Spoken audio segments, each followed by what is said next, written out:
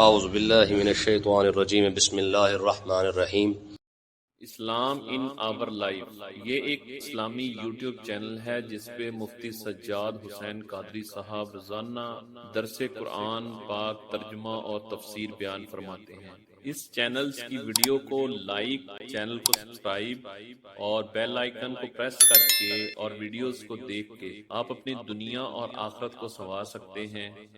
وَإِذْ أَخَذَ اللَّهُ مِيثَاقَ النَّبِيِّينَ لَمَا آتَيْتُكُم مِّن كِتَابٍ وَحِكْمَةٍ ثُمَّ جَاءَكُمْ رَسُولٌ مُصَدِّقٌ لِّمَا مَعَكُمْ لَتُؤْمِنُنَّ بِهِ وَلَتَنصُرُنَّهُ قَالَ أَأَقْرَرْتُمْ وَأَخَذْتُمْ عَلَىٰ ذَٰلِكُمْ إِصْرِي قَالُوا أَقْرَرْنَا قَالَ فَاشْهَدُوا وَأَنَا مَعَكُم مِّنَ الشَّاهِدِينَ۔ یہ آیت قرآن پاک کی ان آیات میں سے ہے جس ایک ایک آیت پر پوری کتابیں لکھی گئی ہیں۔ اس آیات پر علماء مفسرین نے پوری کتابیں لکھی ہیں اسی ایک آیت پر۔ یہ آیت کا مطلب یہ ہے کہ جب عالم ارواح کے اندر اللہ تبارک و تعالی نے تمام انبیاء کرام علیہم الصلاۃ والسلام کو اکٹھا کر کے ایک وعدہ لیا تھا، اس وعدے کو اللہ تبارک و تعالی نے یہاں پہ بیان فرمایا ہے۔ کیا ہے؟ فرمایا وَإِذْ أَخَذَ اللَّهُ مِيثَاقَ النَّبِيِّينَ، اے محبوب ذرا وہ وقت تو یاد کریں، میثاق النبیین جب رب نے نبیوں کو بلا کر اکٹھا کر کے ان سے وعدہ لیا۔ لَمَا آتَيْتُكُم مِّن كِتَابٍ وَحِكْمَةٍ، یہ اللہ تبارک و تعالیٰ کا خطاب ہے۔ فرمایا اے میرے انبیاء جب میں تمہیں کتاب عطا فرما دوں، حکمت بھی عطا فرما دوں، اور تم زندگی میں جا کر دنیا میں جا کر اپنی کتاب اپنی نبوت کا اعلان کرو، اپنی امتوں کو سمجھانا شروع کر دو، تمہارے جیتے جی تمہارے شریعت کے اندر تمہاری امتوں کے اندر کیا ہو، ثم جاءکم رسول، پھر میرا نبی تشریف لے آئے، پھر میرا رسول تشریف لے آئے، مصدق لما معکم، جو تمہاری بھی تصدیق کرنے والا ہو، ٹھیک ہے، لَتُؤْمِنُنَّ بِهِ، تم ضرور میرے اس محبوب پر ایمان لے آنا۔ اس کو کہتے ہیں گرامر کے لحاظ سے یہ تاکید کا صیغہ ہے، یعنی اس کے اندر دو تاکیدیں، ایک تو لام اس کے اندر تاکید کا ہے، دوسرا آخر میں اس کے اندر نون تاکید کا ہے۔ تو اس کا مطلب یہ ہے کہ دو تاکیدیں اللہ تبارک و تعالی نے یہاں پہ لگا دی ہیں، میں ضرور اس پر ایمان لانا، والا تنصرنہ، ضرور میرے اس محبوب کی مدد کرنا۔ قال اقررتم، کیا تم نے اس بات کا اقرار کر لیا؟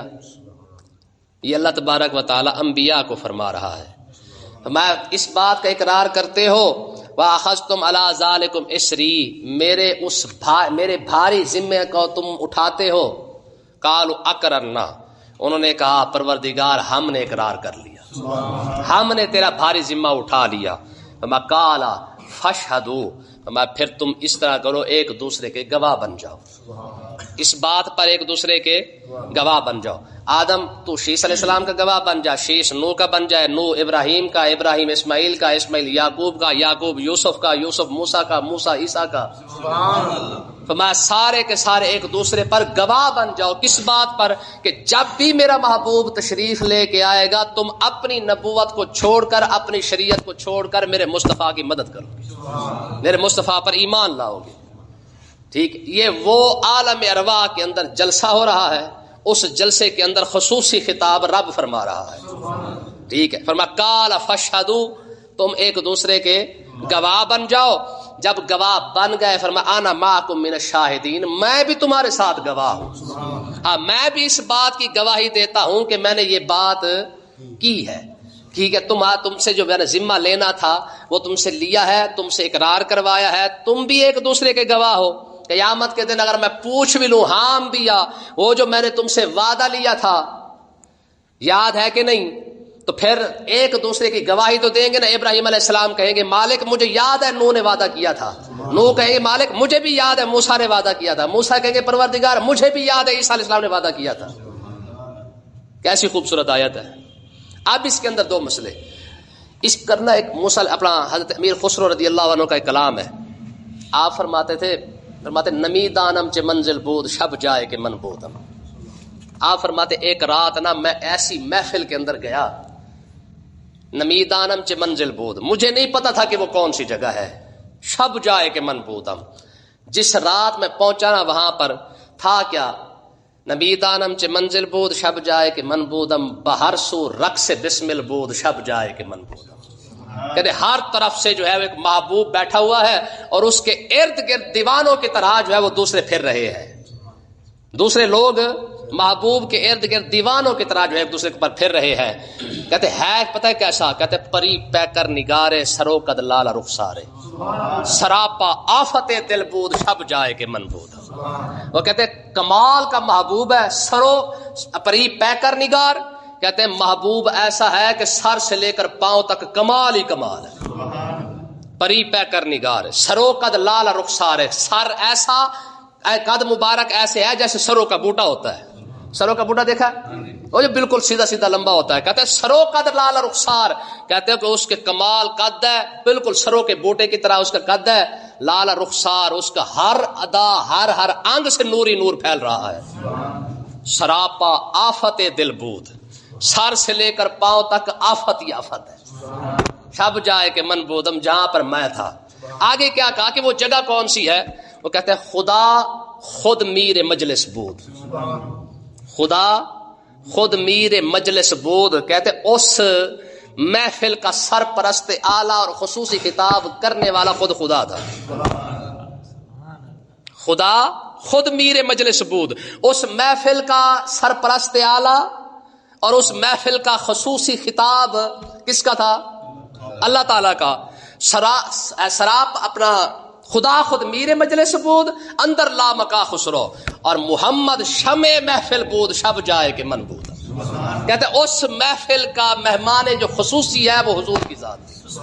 ٹھیک ہے نا، مہمان خصوصی کو رب نے بلا کے خود خطاب فرما کے انبیاء کو فرمایا یہ میرا محبوب ہے، جب تم دنیا میں جاؤ اور جا کر اپنی اپنی شریعت کا اعلان کر دو، اپنا ڈنکا بجا دو، اپنی نبوت کا اعلان کر دو. تمہارے اعلان نبوت کے اندر، تمہاری زندگی کے اندر جب یہ تشریف لے آئے، کیا کرنا؟ لَتُؤْمِنُنَّ بِهِ، اپنا سب کچھ چھوڑ کر اس پر ایمان لانا ہے، اس کی شریعت کو چلوانا ہے. وَلَا تَنْصُرُنَّ، اس کی مدد بھی کرنی ہے. یہ خطاب انبیاء کو ہو رہا ہے. امیر خسرو نے کیسا نقشہ کھینچا اس کا. آپ فرمائیں محمد شمع محفل بود شب جائے کہ من بودم، میں اس محفل کا جو مہمان خصوصی ہے وہ محمد مصطفیٰ کی ذات. تو اللہ تبارک و تعالیٰ نے ارشاد فرمایا اے میرے انبیاء، تم نے دو کام کرنے ہیں. ایک تو میرے مصطفیٰ پر ایمان لانا، دوسرا میرے مصطفیٰ کی مدد کرنا. سوال یہ ہے، جب رب جانتا ہے کہ اللہ تبارک و تعالیٰ اپنے محبوب کو بھیجے گا ہی سب سے آخر میں، رب تو جانتا تھا جب میں اپنے نبی کو بھیجوں گا اس وقت نبی کوئی بھی نہیں ہوگا، پھر یہ اقرار لینے کا فائدہ. جب بھیجنا ہی سب سے آخر میں تھا اور عالم ازل کے اندر جب خاتم النبیین کا تاج بھی پہنا دیا گیا تھا کہ حضور سب سے آخر میں آئیں گے، تو پھر اللہ تبارک و تعالیٰ نے اپنے انبیاء کو بلا کے یہ اقرار کیوں لیا ہے، یہ عہد کیوں لیا ہے؟ اس کی وجہ کیا ہے؟ اس کی ایک وجہ تو یہ ہے، تو اللہ تبارک و تعالیٰ اپنے انبیاء کے سامنے اپنے مصطفیٰ کی شان دکھا رہا ہے. میں بھیجنا نہ بھیجنا یہ تو میری تقدیر پر ہے، میرے فیصلے پر ہے، میری منشا پر ہے، بھیجوں نہ بھیجوں، لیکن تمہیں یہ پتا ہونا چاہیے کہ جس ہستی کے بارے میں تمہیں کہہ رہا ہوں کہ ایمان لانا، آخر وہ ہستی کوئی عام ہستی نہیں ہے، یہ وہ ہستی ہے جس کی خاطر رب نے پوری کائنات کو بنایا ہے، جس کی وجہ سے تمہیں نبوت رب نے عطا فرمائی ہے. ٹھیک ہے، حدیث پاک کے اندر آتا ہے کہ جب اللہ تبارک و تعالیٰ نے فرمایا الستو بربکم، میں تمہارا رب نہیں، سب سے پہلی جس ہستی نے کہا تھا نا بلا، وہ صرف اور صرف حضور کی ذات ہے.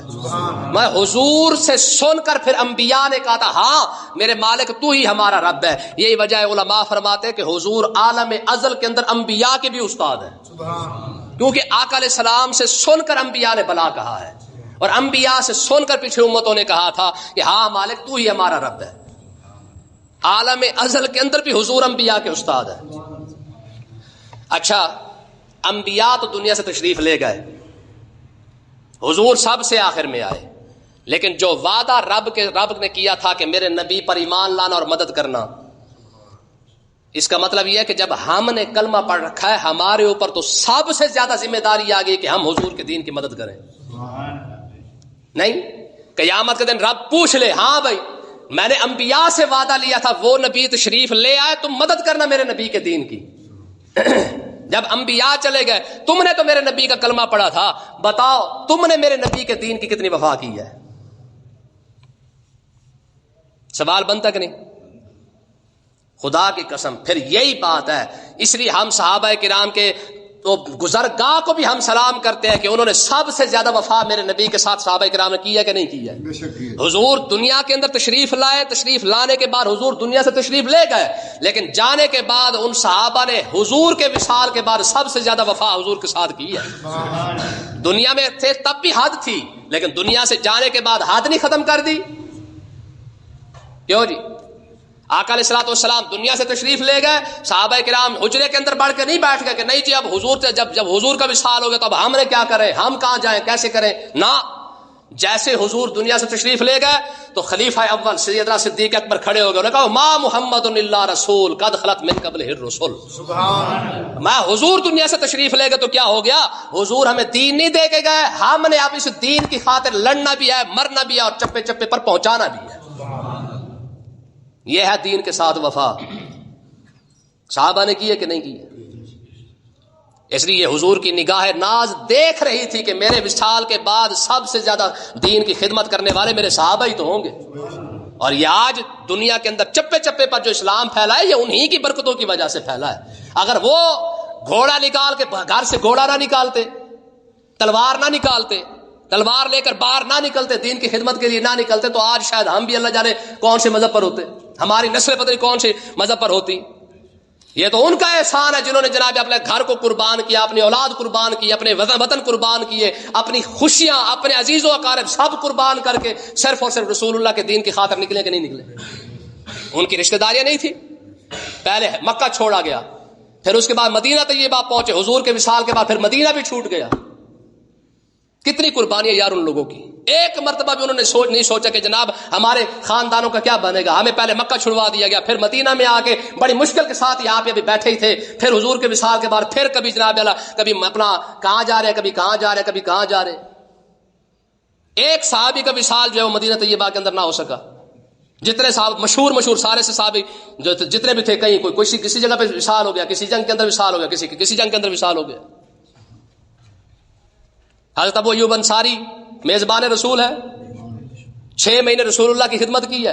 میزبان رسول ہونے کے باوجود جن کا مدینہ طیبہ کے اندر گھر موجود تھا, یار حضور جن کے گھر میں تشریف فرما دے, حضور کے وصال کے بعد جب یہی میزبان رسول تلوار لے کے نکلے, ترکی میں جا کے ان کی قبر بنی ہے.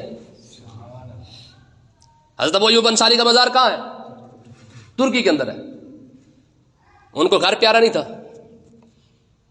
تو اس لیے نا یہ سوچنے والی بات ہے کہ امت کے ساتھ رب نے وعدہ نہیں لیا تھا, رب نے انبیاء سے وعدہ لیا تھا کہ میرے انبیاء تم میں نے میرے نبی کے دین کی مدد کرنی ہے. لیکن انبیاء کا وصال ہو گیا, کیا امت نے کلمہ پڑھنے کے بعد اپنے نبی کے ساتھ کتنی وفا کی ہے؟ اپنے لیڈر کے ساتھ وفا کر رہے ہیں. گلی گلی کے اندر آج لتر کھا رہے ہیں, اپنے لیڈر کی خاطر کھا رہے ہیں. کاش یہی لتر اگر دین کی خاطر کھائے ہوتے تو پھر دیکھیں موٹی سی مثال ہے, ساری زندگی باپ اپنی اولاد کو کھلاتا ہے پلاتا ہے, جب بیٹا بڑا ہو جائے نا 5 روپے بھی کما کے لائے نا اور ابے کی تلی پر رکھ دینا, تو باپ جو ہے پورے پنڈ کو بتاتا پھرتا ہوتا ہے, شہر کو بتاتا ہے, چوک میں کھڑے ہو کے بتاتا ہے میرا پتر میرے لیے کما کے لایا ہے. ہوتا ہے. اس کا مطلب یہ ہے کہ تیرے 5 روپے کی قدر تیرے باپ کی نظر میں کتنی ہے نا. دل کو خوشی ہوتی ہے نا, یار ہمارا بیٹا ہمارے لیے کما کے لایا ہے. 10 بندوں کو بتاتا ہے, برادری میں بتائے گا, شریکے میں بتائے گا, ہمسائے میں بتائے گا, میرا پتر دہاڑی لا کے میرے پاس لے کے آیا. حالانکہ ساری زندگی کمایا کھلایا بڑا کیا ہے, ایک مرتبہ بھی کسی کو نہیں کہا جی میں اپنے پتر کو کھلا رہا ہوں. ایک دن پتر کما کے لایا تو سارے بندوں کو بتاتا پھرتا ہوتا ہے. اس کا مطلب یہ ہے کہ اولاد کی کمائی کی قدر باپ کی نظر میں ہے کتنی. آپ اسی مثال کو سمجھے. اللہ تعالیٰ نے ساری زندگی یار ہمیں رزق دیا, اللہ نے کرم فرمایا, بغیر مانگے دیا, انسان بنایا بغیر ڈیمانڈ کے بنایا. ہم نے تو نہیں کہا تھا میں انسان بنا, ہمیں تو پتہ نہیں تھا, یہ تو اس کی مرضی ہے, چاہے کچھ اور بنا دیتا. بغیر ڈیمانڈ کے انسان بنایا, بغیر ڈیمانڈ کے اپنے مصطفیٰ کریم کا امتی بنا دیا. اس سے بڑی کوئی بات ہو سکتی ہے؟ اس کے باوجود ایک دن بھی نہیں کہا کہ تم نے کیا کیا ہے، میں نے تمہارے اوپر یہ احسان کیا، یہ احسان کیا، یہ احسان کیا، ایک مرتبہ بھی نہیں کہا۔ یار اگر ہم اس کے دین کی خاطر اگر تھوڑا سا کام کریں، بتاؤ رب کی نظر میں ہماری اہمیت کتنی بڑھ جائے گی۔ آج اتنی اہمیت ہے کہ بغیر مانگے سب کچھ دے دیا ہے، اگر اس کے دین کے لیے تھوڑا سا کام کر جاتے تو بتاؤ قدر کتنی بڑھ جاتی۔ تو یہی وجہ ہے کہ جن لوگوں نے اپنی زندگی کا ایک ایک لمحہ دین کی خاطر گزارا ہے، رب نے ان کو قدر کتنے دی ہے، ہزاروں سال گزر گئے، ان کا نام آج بھی زندہ ہے۔ کیوں جی؟ آج لوگ اپنے لیڈروں کی خاطر اندھے ہو چکے ہیں۔ وہ تھا نا، محمد کا در چھوڑ کر جانے والوں، ہوا نہ گزارا تو پھر کیا کرو گے۔ امام احمد رضا خان نے کہا تھا، پھر کے گلی گلی تباہ، ٹھوکرے سب کی کھائے کیوں، دل کو جو عقل دے خدا تیری گلی سے جائے کیوں۔ عقل موت ہوتی تو لیڈروں کی خاطر مار کھاتے پھرتے۔ خدا کی قسم خوش قسمت تو وہ بندہ نا جس کو کم سے کم دین کی خاطر تو مار لگی نا، دین کی خاطر تو کسی کو گالی پڑی نا۔ صحابہ کرام کو سب سے زیادہ جگت بازی دین کی وجہ سے کی گئی ہے۔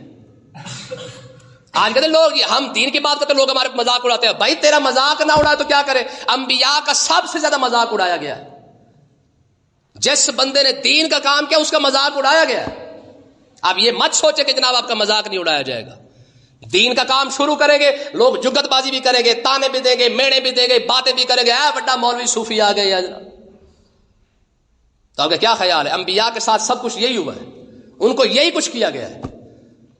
تو جب ہم دین کا کام کرو گے تو تانے ملیں گے، لوگ باتیں کریں گے، لیکن ان باتوں کا مزہ ہی کچھ اور ہوگا، بات سننے کا مزہ ہی کچھ اور ہوگا۔ تو اللہ تبارک و تعالیٰ نے ارشاد فرمایا میں بھی تمہارے اوپر گواہ ہوں، فمن تولی بعد ذالک، میں اس کے بعد اگر کوئی پھر گیا، جس نے میرے نبی کے ساتھ وفا نہ کی، میرے دین کے ساتھ وفا نہ کی، تو اس کا حال کیا ہوگا؟ فاولئک هم الفاسقون، میں سب سے بڑا فاسق وہی ہوگا جس نے میرے نبی کے دین کے ساتھ وفا نہ کی ہے۔ انبیاء تو دنیا سے تشریف لے ہی گئے ہیں، اب بتاؤ جس نے اب حضور کے دین کے ساتھ وفا نہیں کی، رب فرما رہا ہے اس سے بڑا فاسق ہی کوئی نہیں ہے۔ جتنی وفا اپنے لیڈروں کے ساتھ کیا ہے، اس سے آدھی بھی وفا اپنے نبی کے ساتھ کی ہوتی تو بات کہاں تک جا پہنچتی۔ وہ عالم لوہار تھا نا، اس نے وہ پڑھا تھا، بڑا مشہور تھا، اس نے پڑھی نعت شریف تھی، وہ پڑھتا تھا، وہ کہتا قدر نبی دا قدر یوسف دا معلوم ہویا بھائیاں مصر گیانو، قدر یوسف دا معلوم ہویا بھائیاں مصر گیانو۔ جو بھائی کنویں میں ڈال گئے تھے وہ تو کچھ بھی نہیں سمجھ کے ڈال گئے تھے، لیکن ان کو اس وقت جا کے یوسف کی قدر کا پتہ چلا جب وہ مصر میں جا کے انہوں نے عزیز مصر بن کے جناب بادشاہ یوسف کو بنے بنائے دیکھا نا کہ ہمارا بھائی جو ہے وہ یوسف جو ہے وہ بادشاہ بن کے بیٹھا ہے، پھر ان کو پتہ چلا کہ یوسف کون ہے۔ قدر یوسف دا معلوم ہو یا بھائیاں مصر گیانو، تے قدر نبی دا معلوم ہو سی قبراں وچ پیانو۔ ابھی تو لیڈر پیارا ہے نا، لیڈر کی خاطر ذلیل ہوتے پھر رہے ہیں گلی گلی کے اندر، ٹھیک ہے نا۔ تو دیکھ قدر نبی دا معلوم ہو سی قبراں وچ پیانو، قبر میں جانے کے بعد پوچھیں گے نا ہاں ما کنت تقول فی ھذا الرجل، اور لیڈر کی خاطر پولے کھانے والے بتا میرے نبی کے ساتھ وفا کتنی کی ہے۔ پھر کیا کہیں، ہم تو لیڈر زندہ باد کہتے رہے ہیں۔ لیڈر شوڈر کوئی نہیں ہے، اپنے ایمان کو بچاؤ، خدا کی قسم اس سے بڑی نعمت ہی کوئی نہیں ہے۔ آقا علیہ السلام نے فرمایا تھا طوبیٰ اس امت کو مبارک ہو، ان لوگوں کو مبارک ہو اس دور کے اندر وہ دین کا کام کریں گے جس دور کے اندر فتنہ فساد سب سے زیادہ پھیل جائے گا۔ آج دیکھ لے لوگ اپنے لیڈروں کی خاطر جان دیتے پھر رہے ہیں۔ آج کے دور کے اندر خوش نصیب تو وہ بندہ نا جو اب بھی اپنے ایمان پر کام کر رہا ہے، اپنے دین پر کام کر رہا ہے، سمجھے نا۔ اس سے بڑی خوش قسمتی کوئی نہیں ہے۔ اپنے آپ کو بچا کے رکھو یہ لیڈری سے، صرف اور صرف ایک بات، بس دین اپنا، دن رات عزت چاہیے تو دین کا کام کرو، اس سے علاوہ دوسرا کوئی راستہ نہیں ہے۔ جن لوگوں نے دین کا کام کیا اللہ تعالیٰ نے ان کی قبروں کو بھی زندہ کر دیا ہے۔ جن لوگوں نے لیڈر پرستی کی ہے آج تک ان کا نام و نشان نہیں ملا ہے۔ اللہ تعالیٰ سمجھنے کی توفیق عطا فرمائے۔